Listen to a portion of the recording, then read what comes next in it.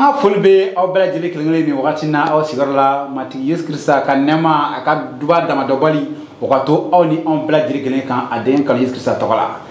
ambe aw fo balmo ni wakati na aw ka émission mandi ay wasa aw na ke nesiriwi vous serez mes témoins en sira ay kokora tuguni émission mini abdi awma chien fla kalo kalo numéro chamakera abi en sira tuguni toujours avec mon révérend pasteur Pierre Dako ka wala ko nyefo nyina to belna wasa au kasika barka crossro an ka jija tuni Yesu Krista no fatama emergency ku odi wala samna tuka dama ambe san akalo wolulana kona no je kale aka fulla sewma an ka do donke emblaje ke ni kalo fata ta her la kalamo eterno flebon la me bon nga fulba obeye alibi amati Yesu Krista tokola amen toko barkama toko min ka bo toko be toko duma toko min me nyagali ke mo ko dusukuna toko min be dibi fanga tien ah oui sitana be boli toko min nye toko min na fora jina bi yere bi ta toko min ye kisili toko ni awfo toko la matika duwa bela jilenye amina merci beaucoup ame foldi o masa anya fo nyina ngam ka kuma ki mo fo chugori ka anya fo ko église o ye Yesu Krista sero karamo émission temanango fo ki mo fo chugo ayo fo ka misala ira mola ni anga dépliant be mi ma chama ni mo ira ta ki wele ka ba ando fo na tan ki wele tuni e mi ma wele fo la wele ka sa dépliant aka nyafuye tuni an ka chima ka sa gramo fo na fa ba ngebe karamo na manye ko kisili ki burma be kan ko ke émission ni église kuma bo dana ba bra jele kelengeli ki burma wajuli ne ba fa bi enine anga kuma o de kan ko nyefo en flègue jamana ki burma wajuli yere oyi eterno nga foli be iye ni ngal ko son nyefo men bolo fly yani nga dola halibi mi se ka dofra émission temene kuma kan doni fo yana ko dame ni mo mi yere ba fe déplay nga nyefie WhatsApp la téléphone na o fana be se ka ke ati wakati bata me se ka anyefie WhatsApp ka vocal la ka vocal chima iba lamé ibe déplier la je iba fam image flé kuma flé donc voilà kramo ka numéro o flé ne écran duma dron be se ka ke voilà d'accord aywa merci kibrama wajuli ye munye eterno ne ni ngal belebele émission fana na me kuma bode fode kibar duma wajuli eterno ubajira na ka foko dugulo inkan sangolo jugoro kibaru do be munu may kibaru do be munu may chendo aywa otuma kibaru mi ye kibaru duma na fo fem duma o kadi de kibaru jolle do kelene do kele flatter kele sabate kelene do okay onya fanya aywa kibaru duma o ye kuma de ye min bɔra ala yɔrɔ sangolo la kana dugukolo kan ka di adamadenw ma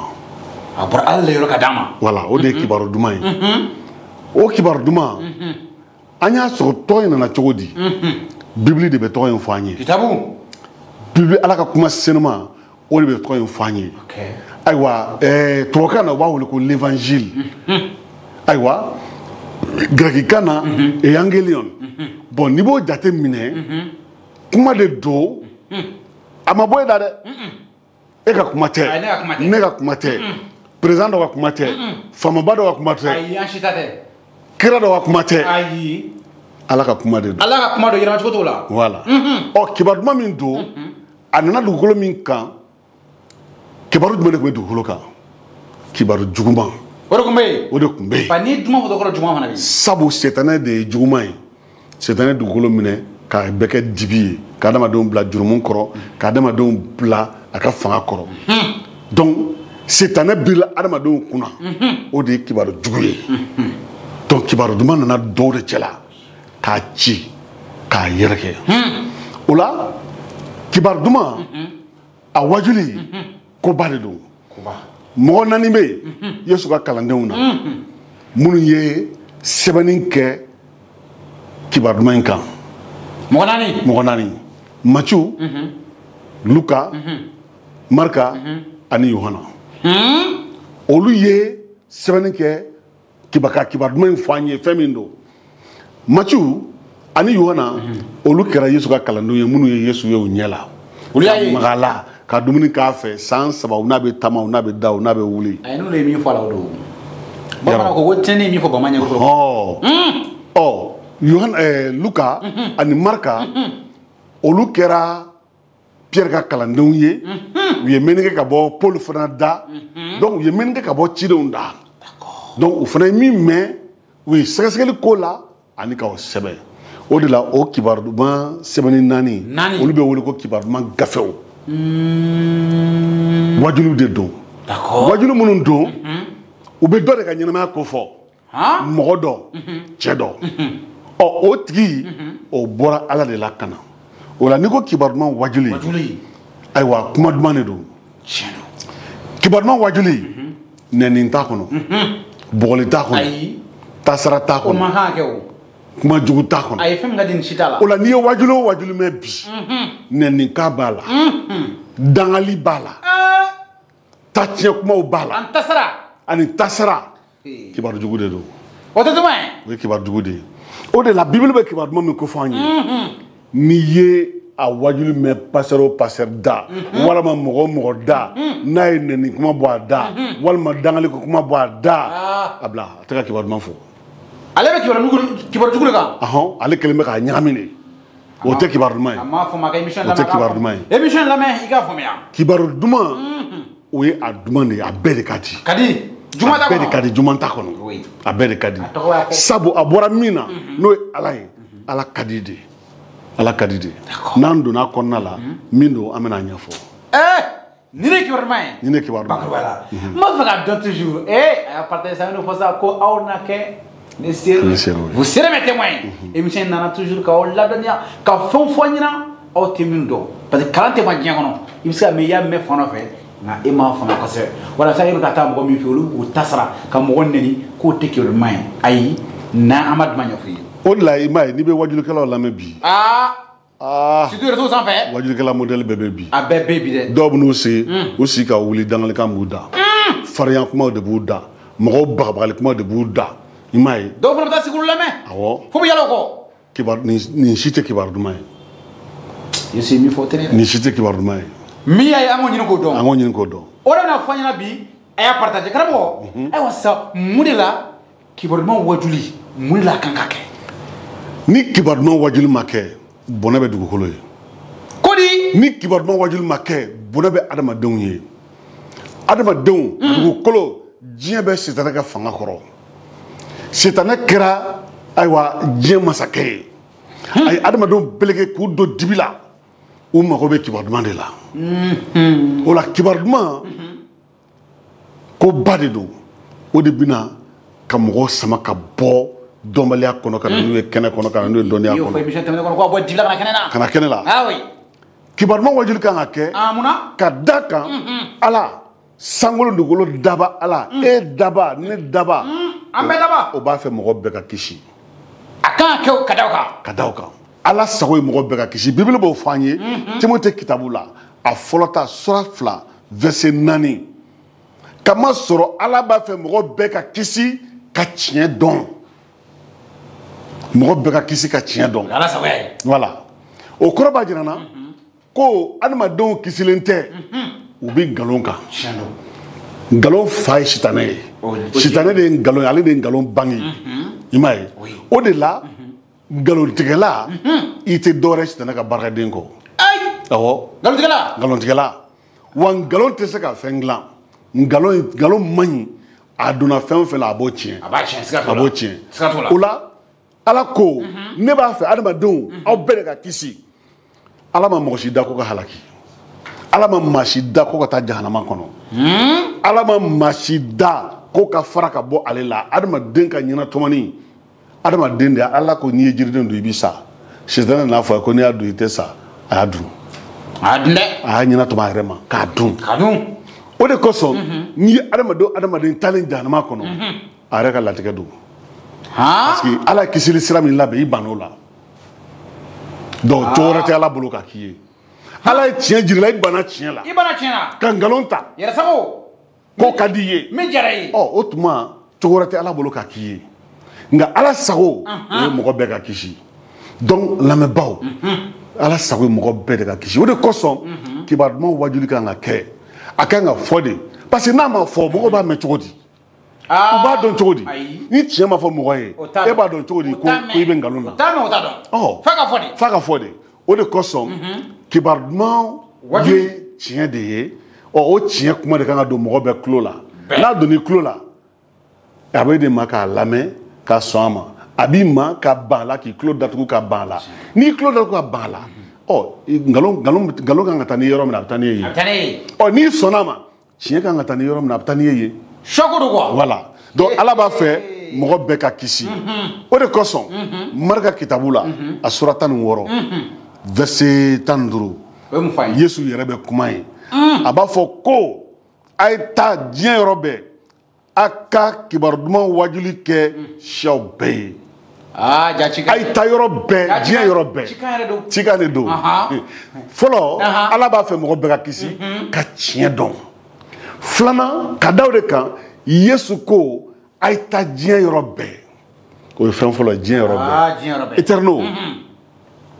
diɲɛ yɔrɔ dɔw bɛ bi dɔnnabaw ma se Mali yɛrɛ yɔrɔ dɔw bɛ bi a ma se Yesu bɛ sango laban ɲininka Mali chrétienw n ye kibaru duman di aw ma a ka ca san 100 bi aw sigilen bɛ a ma se nin yɔrɔ la a ma se yan fɛ a ma se yan fɛ a bɛ mun de la ɲɔgɔn kɔrɔfɔ a bɛ mun de la ka ɲɔgɔn ka danabaw suɲɛ a bɛ mun de la a bɛ mun na ni nin yɔrɔ bɛ yen se ma kɛ yen fɔlɔ a bɛ diɲɛ wele bila a ka danabaw bɛɛ ma diɲɛ kɔnɔ a bɛ mun na n'a ma se yan a bɛ mun na a ye wuli a ko a ye taa diɲɛ yɔrɔ bɛɛ diɲɛ yɔrɔ man ka sɔrɔ yen ko adamaden dɔ bɛ ɲɛnamaya ye ko k'an ma se yɔrɔ min na an kan ka se an kan ka se o de kosɔn éternel ne bɛ barika da Ala ye n bɛ kalo daminɛ la an bɔra Kore diɲɛ évangéliques bɛɛ an mɔgɔ minnu tun bɛ yen nɔ an bɛ mɔgɔ 4,500 bɔ Kore jamana kan awɔ i y'a jaw jira an na koyi éternel a yirala an na k'a fɔ a ye n'an ma wuli k'an sen teliya ni kibaru duman ye a ma ɲi dɛ k'an ka sen teliya awɔ k'an ka wuli k'an sen teliya yɔrɔ minnu ma sɔrɔ fɔlɔ an ka taa yen joona sabu Yesu nali sigilen bɛ o de la o tiɲɛ don diɲɛ yɛrɛ lafiya sirilen bɛ o de la parce que ni anw ma wuli Sitana sigilen tɛ koyi a sigilen tɛ o la Yesu ko a ye taa diɲɛ yɔrɔ bɛɛ o kɔrɔ ye nin ye éternel siya dɔ man ka sɔrɔ yen jɛkulu dɔ man ka sɔrɔ ga dɔ man ka sɔrɔ ko kibaru duman tɛ taa fɔ minnu ye i m'a ye o de kosɔn an man ka pan siya dɔ kunna an man ka pan dugu dɔ kunna kana pan Samari kunna kana pan Samari kunna o la sisan n'an taara an ka mun kɛ ko ka kibaru duman wajuli kɛ kibaru duman wajuli kibaru duman wajuli nɛni t'a la kibaru duman wajuli dangali t'a la kibaru duman wajuli kɔrɔfɔli t'a la kibaru duman wajuli kuma jugu t'a la kibaru duman wajuli ye kibaru duman de don k'a tɔ yɛrɛ b'a fɔ cogo min na a ka di ye voilà kuma duman de don k'a fɔ adamadenw ye mɔgɔ si tɛ ban kuma duman la awɔ kuma duman n'i banna o la o tuma e ye mɔgɔ sifa wɛrɛ ye awɔ donc Yesu ka da kan fa Ala b'a fɛ mɔgɔ bɛɛ ka kisi ka tiɲɛ dɔn filanan Yesu y'an ci donc ci ye kɛta de ye voilà.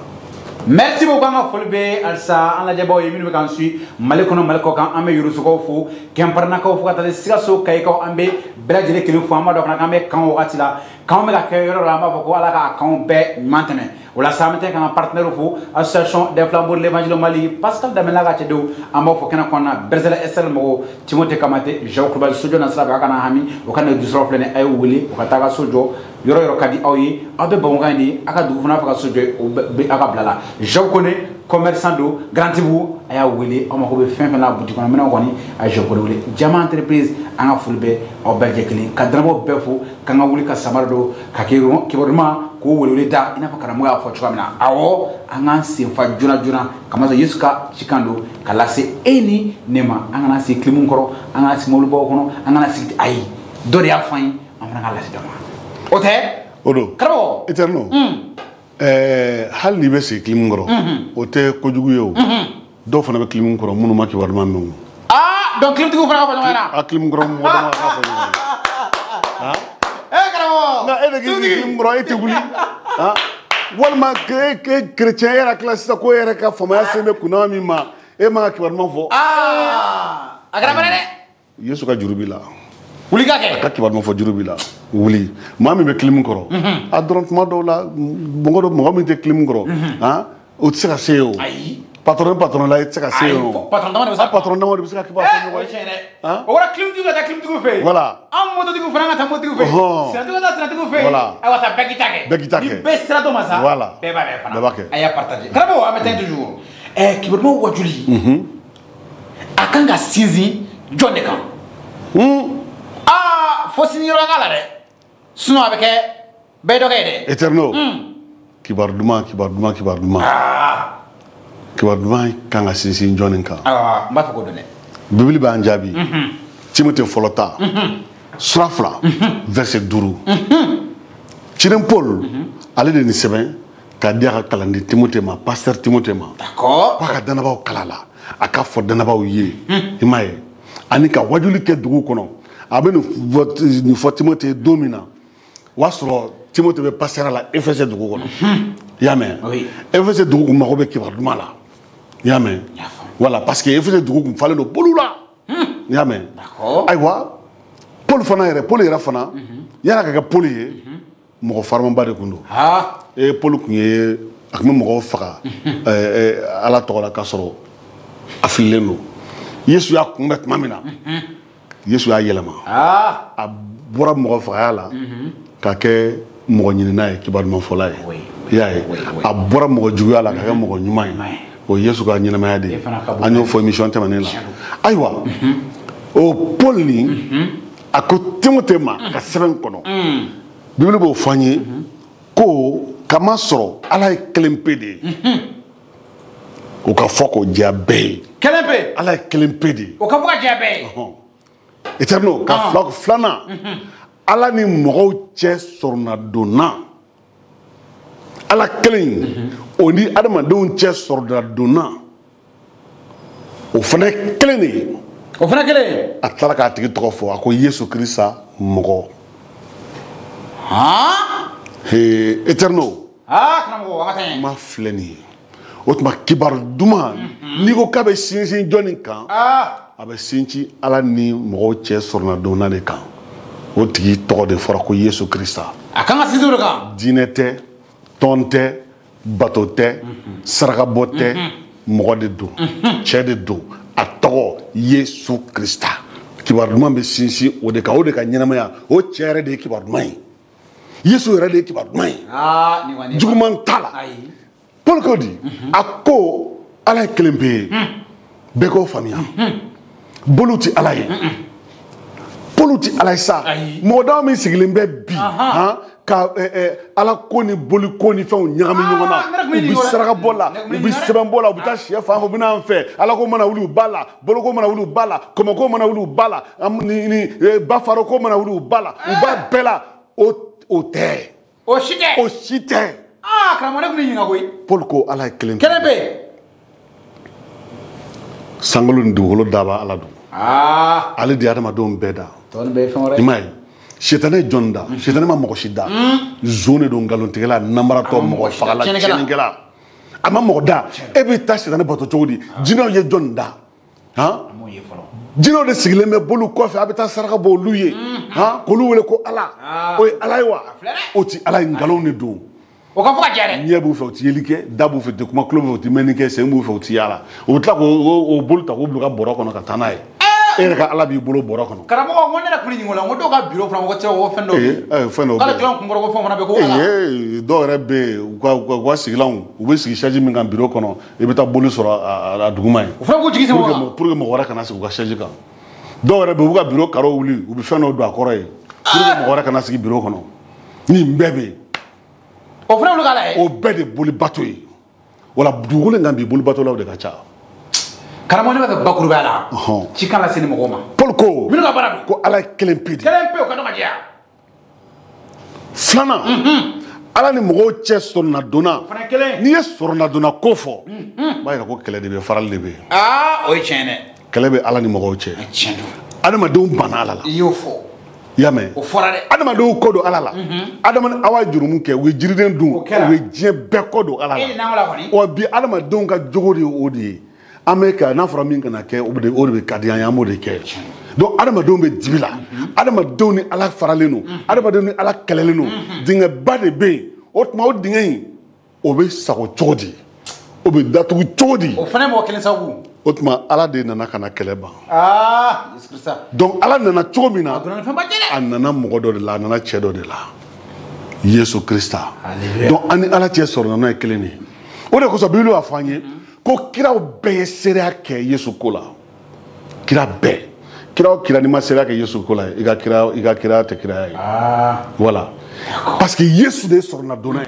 Mo mi sor na donay.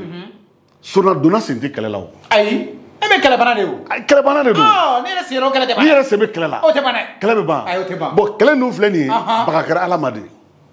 Awo baka kara ala made. Donc kala te ala fan fait. Kala be adamadu ne fan fait. Ane filla. Voilà, ane filla. Jobe ala fait, ala de jotigi ye, on est jalaki tigi ye. Ya sisan wa. Donc kala te ala fan fait. Kala te. Autrement, Yesu Christ ne ba ka nyima ta, kala ta ne ala che. Aka nyima jeli no sanma jurumun kise kelen tala. Yesu ya bolo wuli dondo ako awla jumen be min be se ka ne ka jurumun kelen fonye ka jira. Ate wa bi mbe dugukolo bo be adama den be me dine be défier. Doka Yesu ka jurumun kelen fo. Mi ma ne ala bla nyona. Ate. Kelen. O bo ni ti se ko fo. E be se ka jonu wera ta. Adama den la dugukolo inga. Ayi mo shi. Mi nyina mala ka teme mi yere be. Ko ibi se ko jo Yesu koro. Ayi mo te o. No ya bolo koro ta muso ba bolo jigi. Abajigi. Ayi amase. Ma o ma. Ni yi bolo koro ta. I kera ma baye, I kera nabi, I kera kira ni bolo koro ta ko jurumunte la ala nye koro. Ni muso ma jigi de ba jigi. Ayi sigida mo yere be glo la o. Ni ko sigida o I bora du kono. Ka du kono mo de bi bolo jigi. Ubi bolo jigi. Oh Yesu ya bolo jigi mbama soro la fo. Voilà. Autrement, ni kele te Yesu ni ala che. Kele be mo muni ala che. Yesu na mo no fe. O mo ta fan fe na Yesu jele no. Yesu mo be kanu. Yesu mo kanu ka jira chogo mina. Mo shi ma se ka mo kanu ti. Ko Yesu mo kanu. Fo kata fo ko ni do yi chia I ka yanjo. Ah, chendo de. Kundo yo kala. U y'a gosi ka ngoni do akuna ka daji to aka ka tla ka foi ni bi se kola ita sarake foi a daji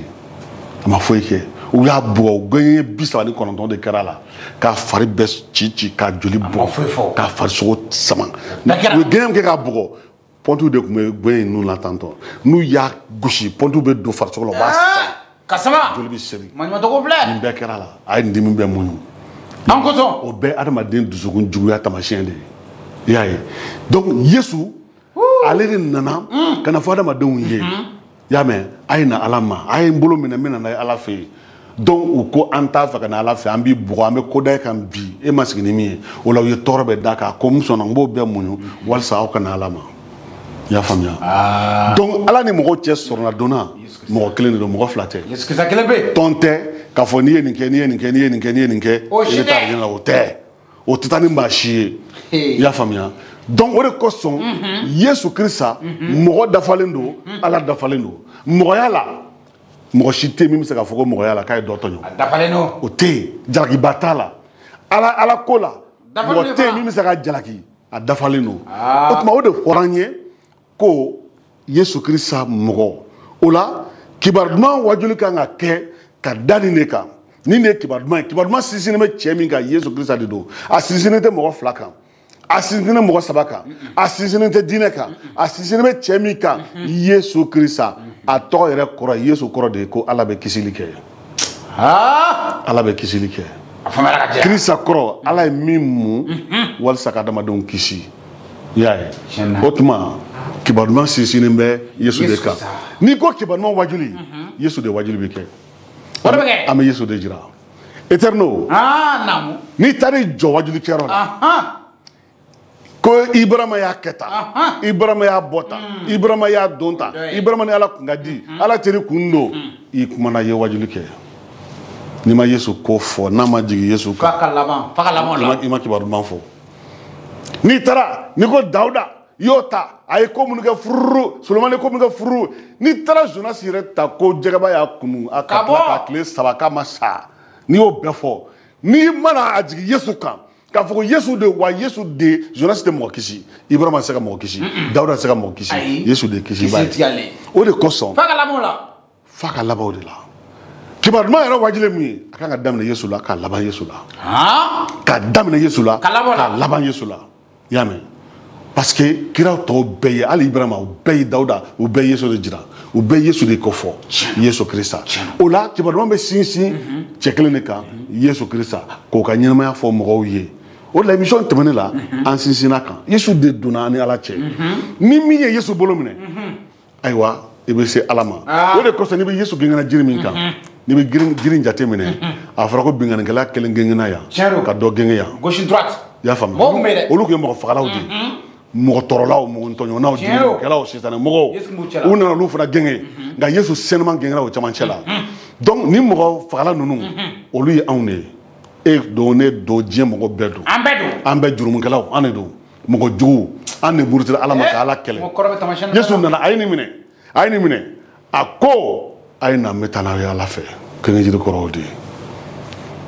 a bɛ k'u sama tuma min na kelen ko n bila n'i bɛ se ko la jigin ka bɔ jiri kan kɛ i k'an kisi de y'a fɔ bɛɛ y'a fɔ k'i bɛ se ko la o y'a daminɛ k'an barabɔ k'an mafiya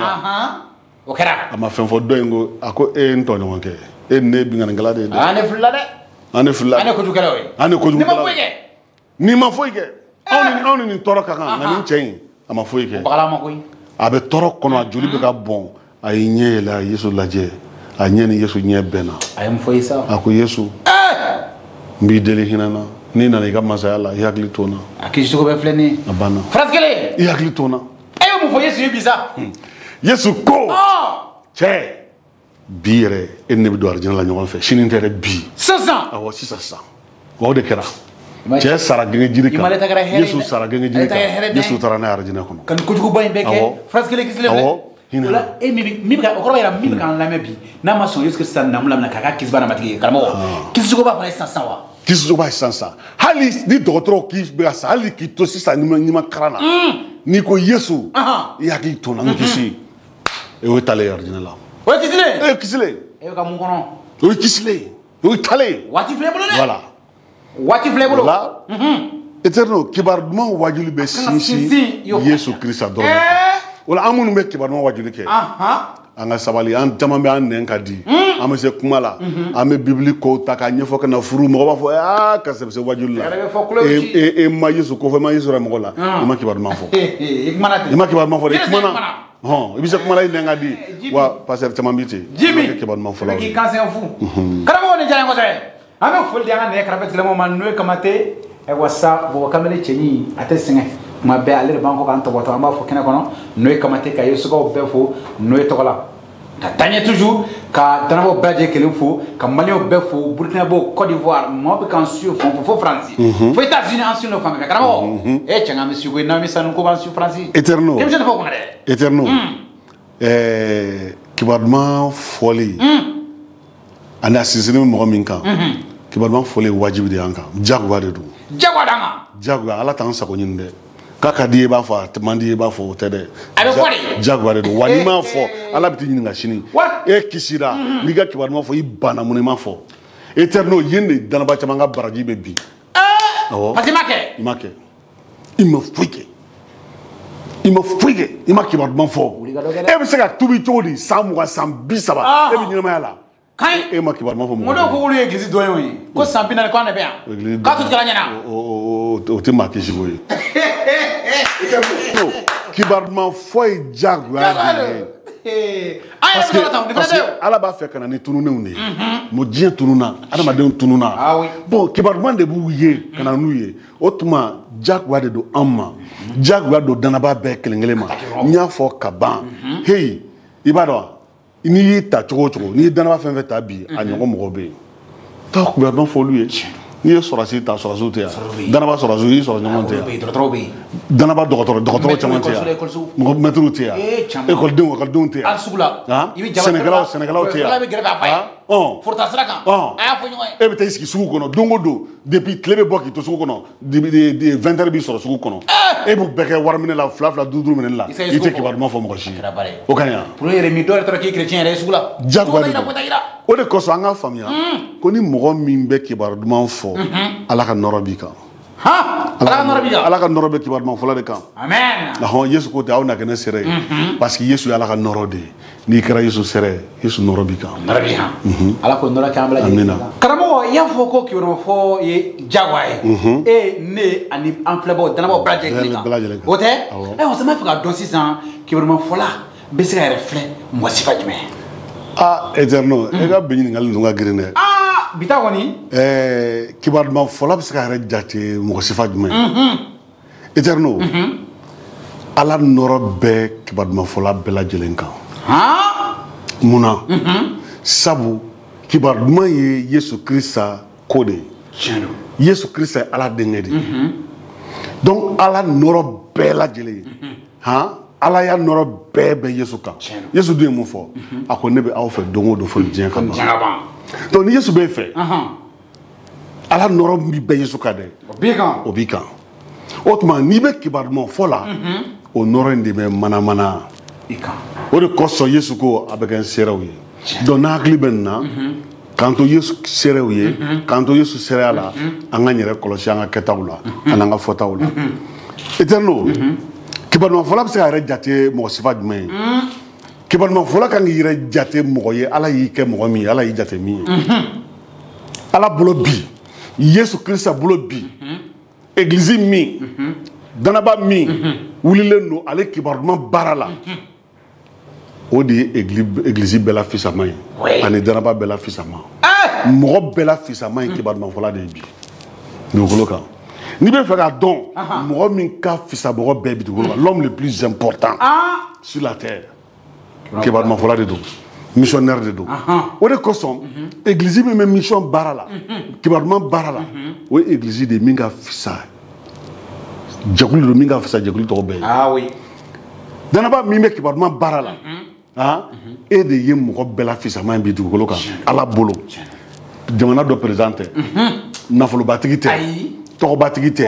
waribatigi tɛ fantan in tɛ fatɔkɛ in tɛ min bɛ kibaru duman baara la parce que matigi Yesu tatɔ a ma ci fila di an ma ci kelen a ye taa kibaru duman fɔ i y'a ye n bɛ aw fɛ o tuma o de kosɔn i b'a ye kibaru duman fɔla o de bɛ Yesu y'a nɔfɛ Yesu bɛ kabako k'i nɔfɛ walasa k'a jira k'a fɔ i bɛ ka kuma min fɔ o ye ale de ko ye o de kosɔn n bɛ segin a kan l'homme le plus important de la terre c'est l'évangéliste c'est le missionnaire n y'a fɔ n ko mɔgɔ min ka fisa mɔgɔ bɛɛ ye mɔgɔ dɔw bɛ yen ils sont importants mais plus important o ye kibaru duman fɔla ye o de la bi e min bɛ kibaru duman baara la a faamu bi k'i tɛ mɔgɔ denni ye ala bolo i tɛ mɔgɔ denni ye ala bolo mun de la i tɛ a fɔ munna bibili b'an jaabi ne tɛ n tɛ kuma in fɔ n kun fɛ bibili b'an jaabi kitabu ko an ma Esayi sura 22 sura 52 la n b'a kalan Esayi sura 52 u ka kitabu ta Esayi sura 52 n'i y'a partage fana n ko i ye kibaru duman de fɔ i ye kibaru duman fɔ dɔ fana b'a ye e ka partage sababu la an yɛrɛ fana bɛ k'an ta kɛ tan an ka dɔ fana Esayi sura 52 verset 7 a sɔrɔla awɔ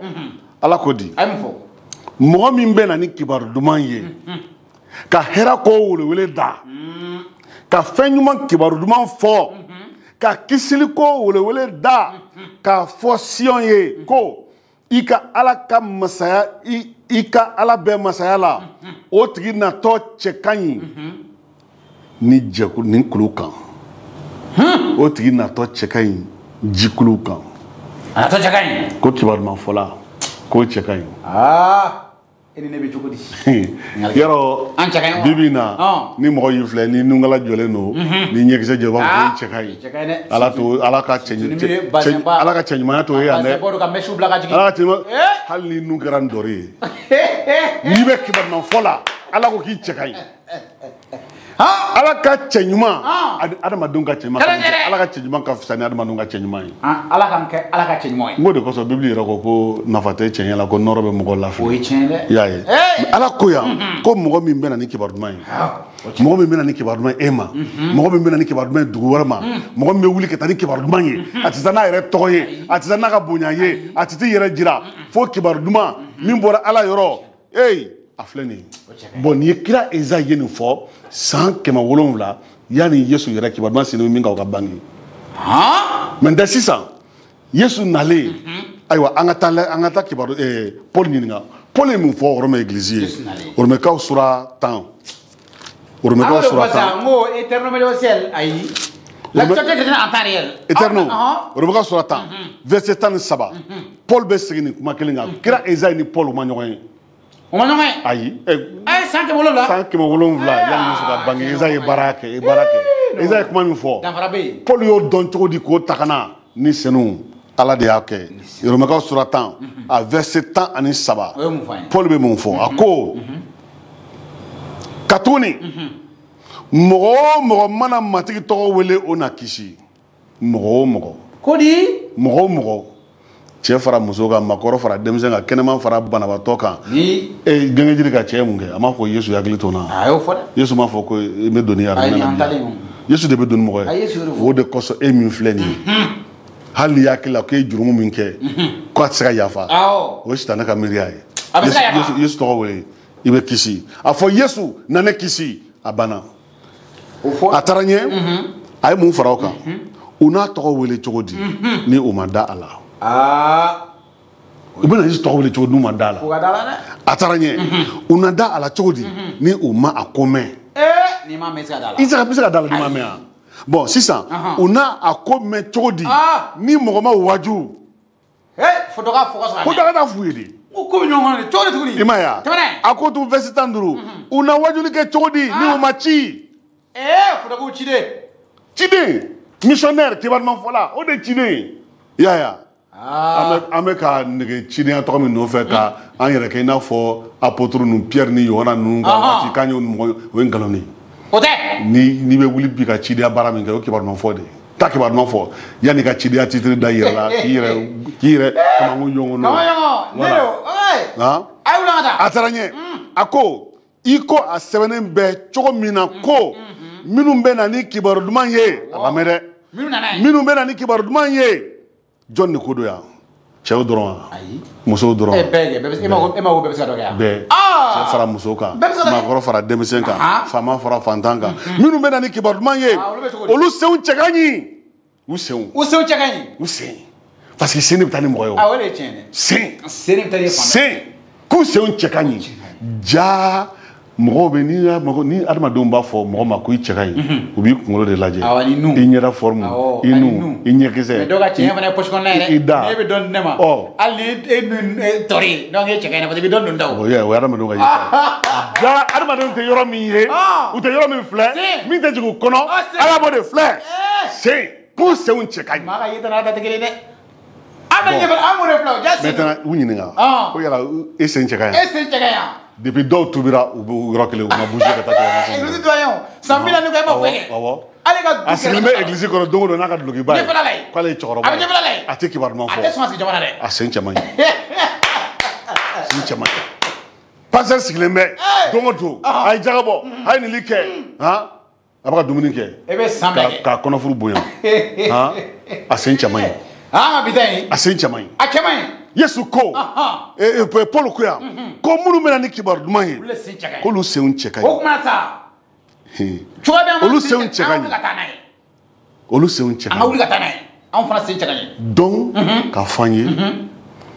mɔgɔ min ka fisa danaba min ka fisa danaba ye bɛɛ ye bi o ye kibaru duman fɔla de ye o ye missionnaire de ye o kuma sa minnu sigilen minnu ma fɛn kɛ o n'u sen cɛ man ɲi yala u sen cɛ bɛ se ka ɲɛ n'u wulila bi ka sabali u ka wuli ka kibaru duman fɔ n'u wulila u k'u sen don kibaru duman fɔ la Anya fo que kibarma be fo cogo sabala. Tiendo. Ibita. Ibita. Kata yoro janfé. Obé. Oui. Autrement, i kerfela fana i be se ka wuli ka kibarma fo isi. Anye min jira émission temene la o bara be ke no ori. Tiendo ira. Flana.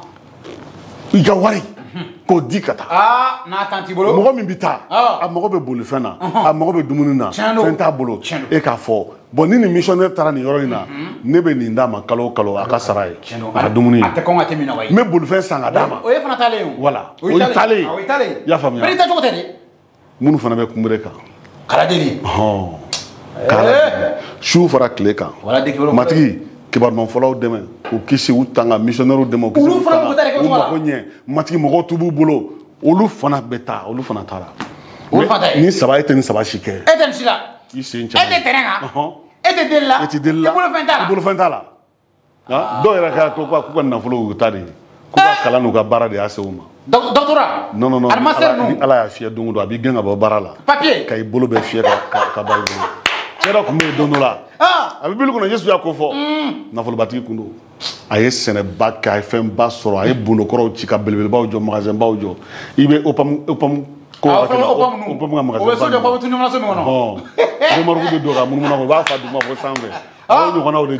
ka balo soro ka fa ka soro ki sigi dono su aya ka klo ba so dun mamna ki fa a tro ka kono bara salo ko way ne dusu ne fama ba balo be mo fo sa kama hal ni ma baraka ble ngaranti no ala kwama ala sigilen to la ka fa ko naloma de dum bi rebisa shuna rebisa